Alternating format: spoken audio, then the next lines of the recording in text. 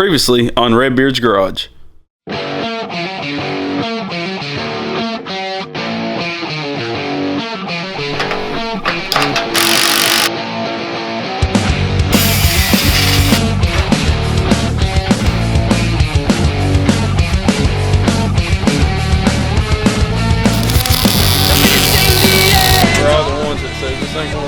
Wait till it breaks and say, okay, so.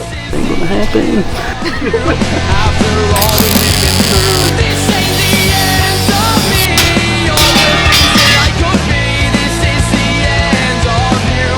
After all that we've been through.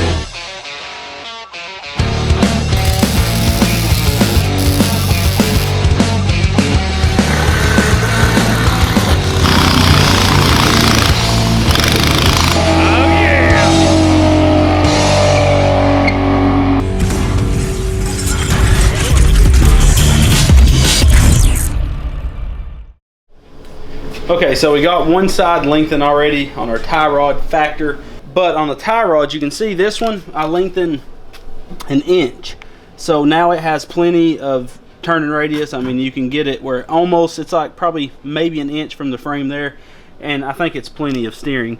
So here what we're going to do is the same thing. I'm just going to cut it somewhere in the middle and then put it up, measure the gap, and then cut a piece of pipe that's 2 inches longer so I can have an inch overhang on each side.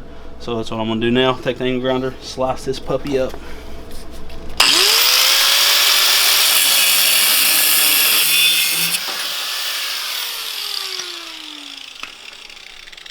So now we can tighten up our ball joint all the way and then find out what our gap is. It's a crusty nut.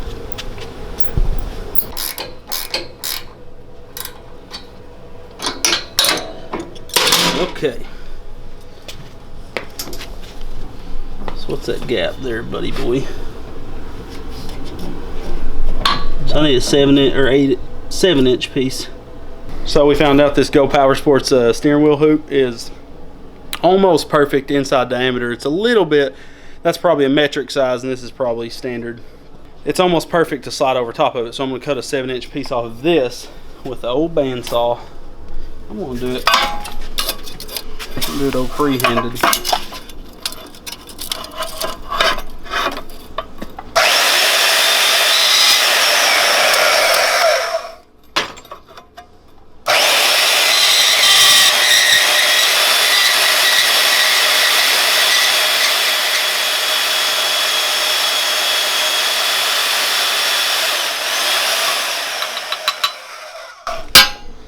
Love that bandsaw. So now we can mark the tie rod. Here's my bucket there, baby boy. Lonnie has a new nickname. I don't know why. I don't know why I call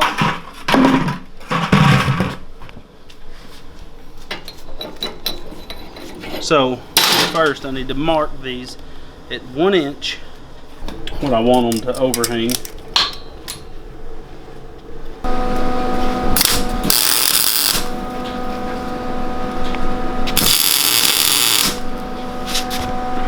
Alright, Lonnie, give her a good old turn both ways.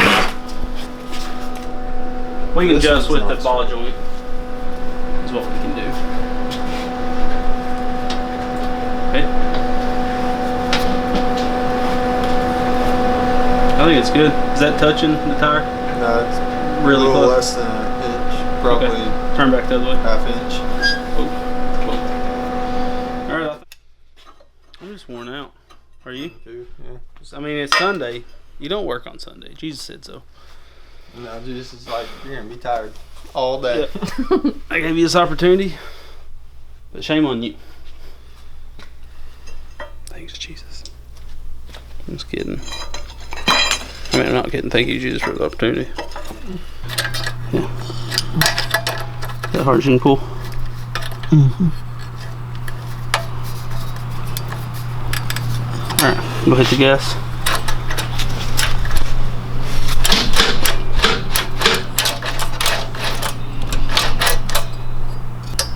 See, these engines, when you start them, the throttle changes because the way the governor spring is. It's stupid, but Kind of sucks we won't know if we're getting it all till we start it, which will be momentarily. yes.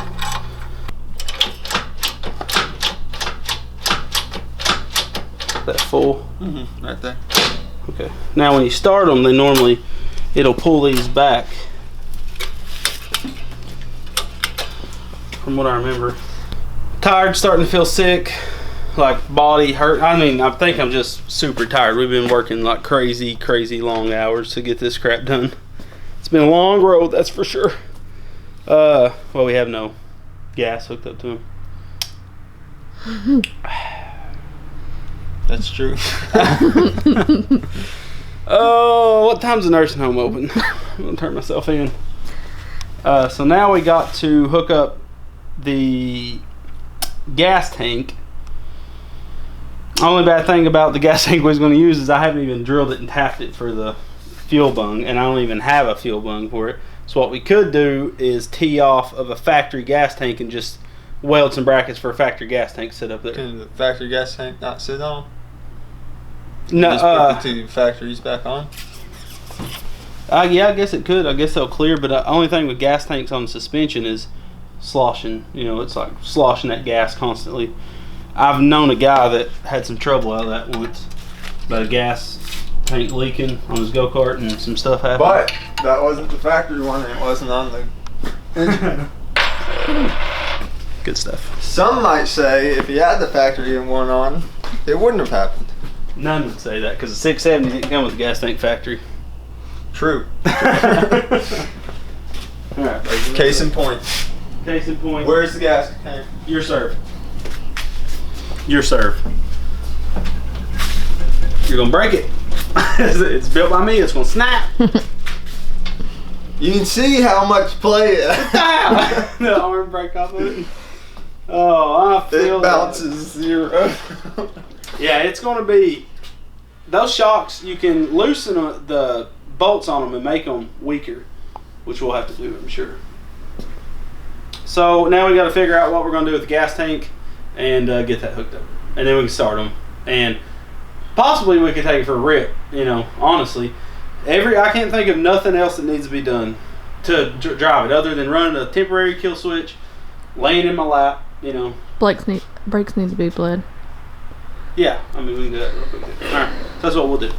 So now we got our fuel bungs put on the tank, and we can start fabbing up the brackets to mount this to the go-kart, and then we can get fuel to our engines and do our first startup because we're a little antsy wanting to start these things up. We've never started them before. That would be no good if they wouldn't start. We'd be Flintstoning it.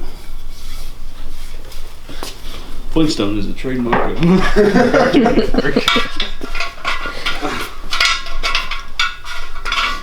Yeah, now that if we can treat it like a YouTube video, Sure. then that's a million times more comfortable instead of just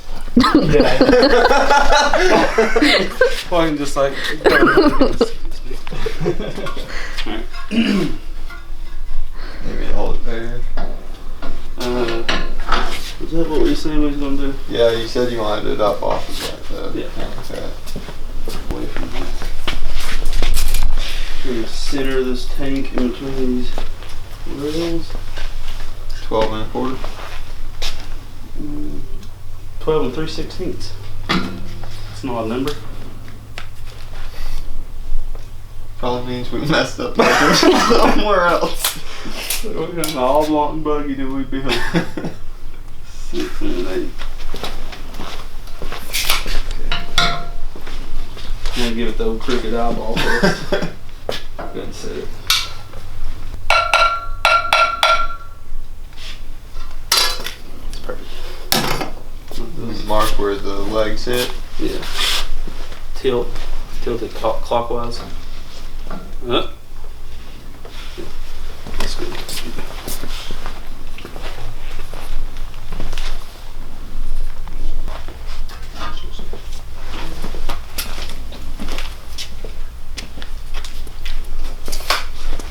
Alright, this one won't throw sparks, it's just a bandsaw. So.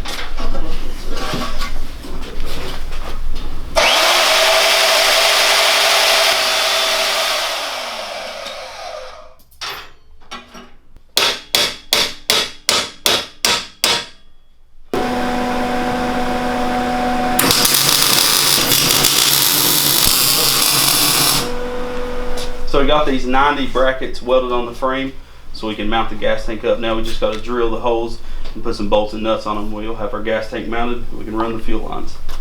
Yeah, so we was going to do 2 gas tanks on this, but that just complicates more things, and there's way more, brackets to fab up. So we're going to do a single tank that's made from aluminum, and it should look a lot better, give it that rail buggy look, like the old 70s rail buggies had the big tank sitting right behind the seats.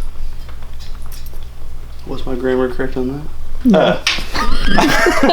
Not even close. Not even close, you idiot.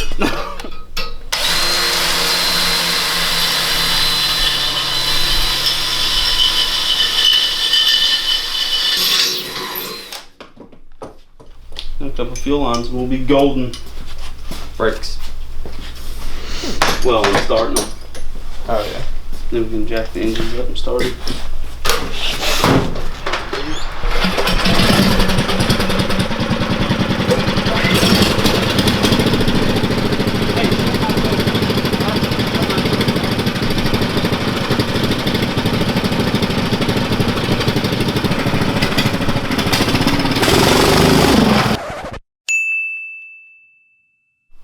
Well, as you can see, we messed up. Yeah, the kart was kind of a failure, which sucked because Discovery was here filming. We never got to ride the thing.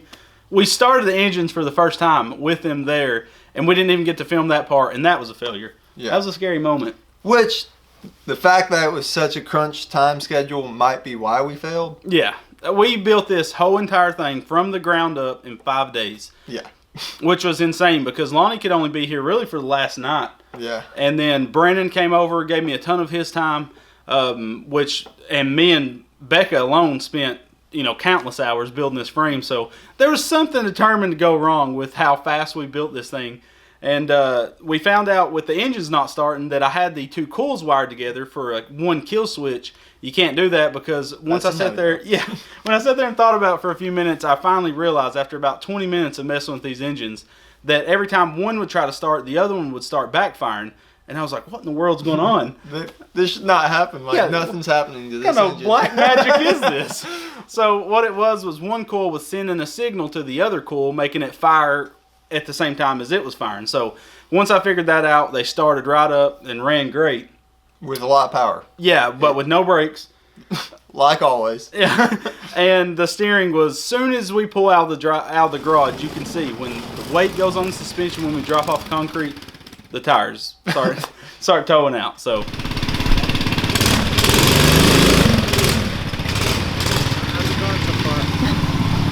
Well, it looks like we had a tire locked up or something.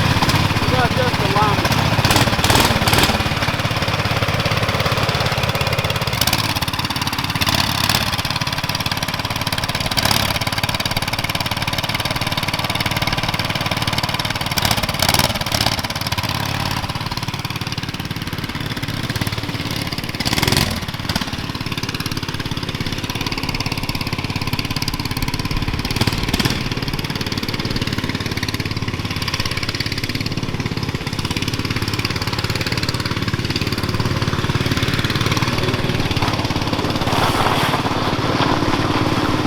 So it was a failure, but we still had a blast. Yeah, the film crew, Chris and Peter, was awesome guys. Chris was doing sound, Peter was running the cameras. Some cool guys. They ended up ripping on Little Red and the Super Scoot. One of them could have almost died. But it was a great day. I mean, that was an awesome achievement for us to be able to be on Discovery. That was just what a blessing God has given us through this, and it was just an amazing time. We did, however, later on figure out what was wrong with the front end. It was a problem we made. We never put a front end together like this, so, there's bound to be. Learn as you go. Yeah. But when we went out and first drove it, it was fighting each way. As you can see in the video, it just... You can see at one point the wheel just turns by itself. It's complete slide. And the brake was locking up, and we was thinking maybe we had an air bubble trapped in the passenger side tire, which wouldn't allow the brake caliper to close all the way, and all the brake power is going to 1. Well, we found out later where me and Lonnie ran the 670 so hard back when that front end was on that kart, we actually bent the knuckle, and the brake caliper, or the brake rotor I should say, was tilted on an angle. So when it get to that spot, it didn't want to hang up. Plus the slick conditions made it 100 times worse. We're figuring it out as we go, and once we get fixed, though, I think that's going to be our best kart. Yeah, so we fixed the front end, which you'll see in a later video. We found out the problem with our steering, which a lot of you guys told us what the problem was. We didn't know because we never built nothing like that. Our A-arms was at a different angle than our tie rods, which was making it basically toe out when the suspension flicks, as you can see in the video.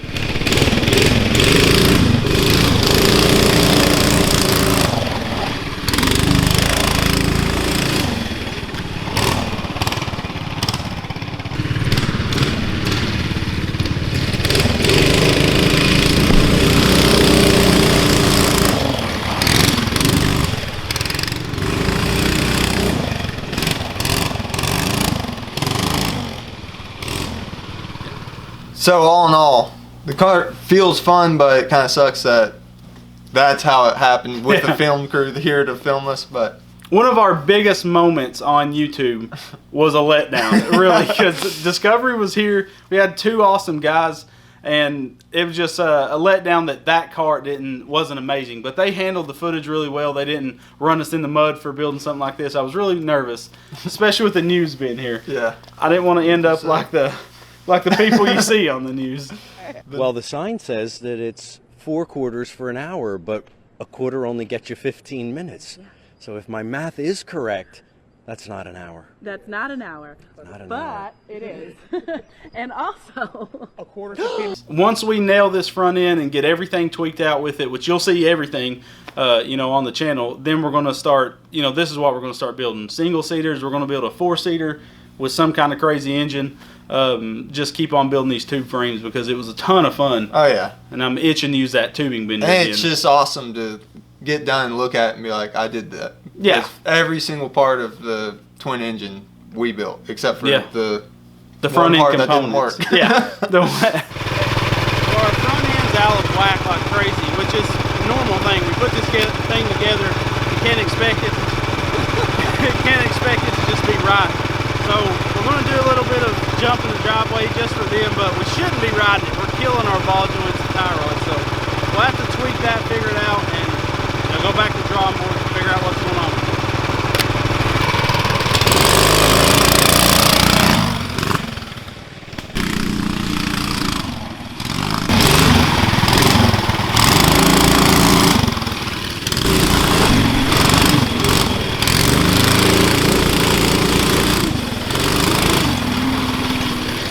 So stay tuned to the channel. This thing's going to get awesome. And let's watch the sound guy and the cameraman, Chris and Peter, rip for a little bit.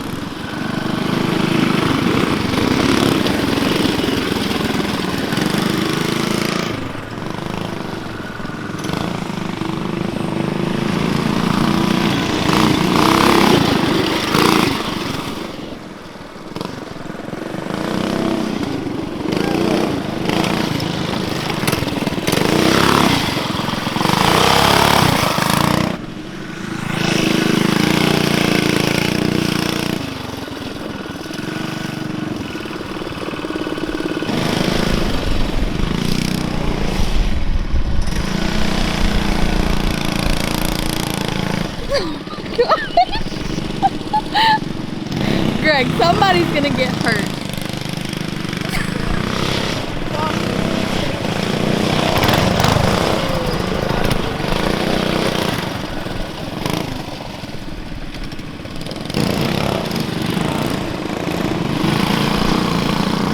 Oh god. We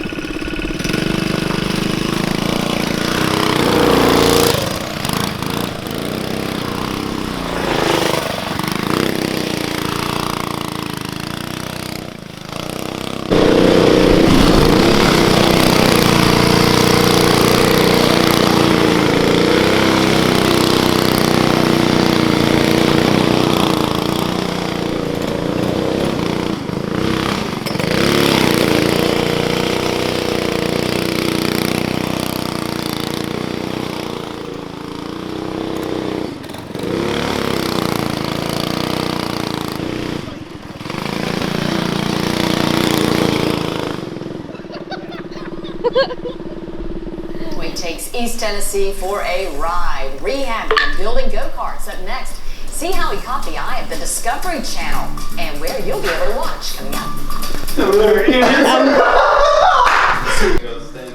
You want to talk about it for a second? Oh man, so we're waiting for this. So the Channel 10 news came out while the Discovery Guides was filming, and we're nervous on what it's going to look like. Really nervous. They like to make people look dumb on the news. So.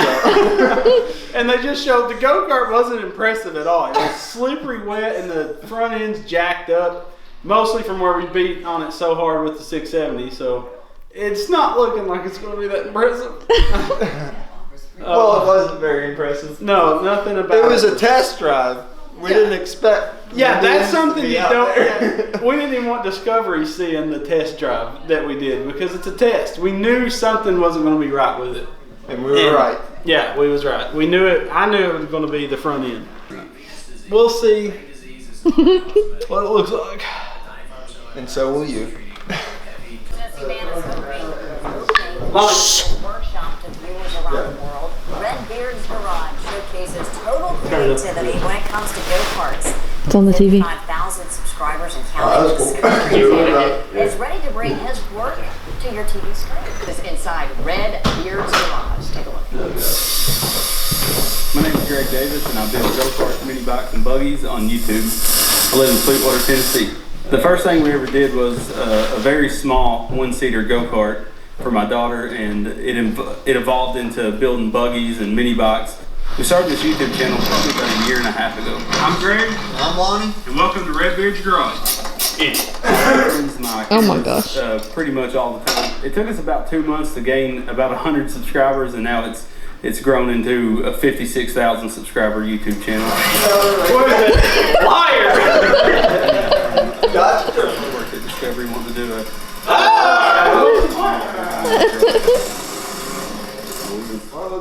That's my finger! Yeah! That's my dad's finger! I love it. I like to have fun. Well, I thought it was crazy. Oh my gosh. At first. Ow! My husband has always been a go-getter. Today I built from the ground up. We did every piece of pipe on it. We fabricated every piece that's bolted onto this thing or welded onto it.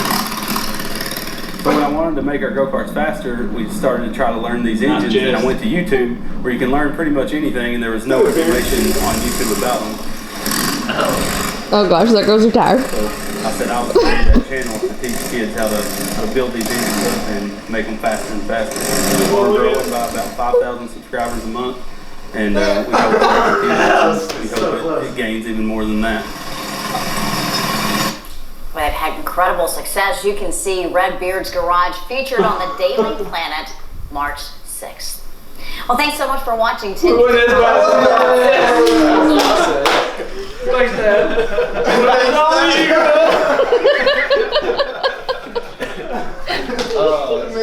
It wasn't Redbeard's Garage is powered by GoPowersports.com. GoPowersports has a huge amount of awesome go-kart and mini bike parts, and when making your purchase, use the Redbeard discount code in the upper right-hand corner of your shopping cart to grab yourself a sweet deal.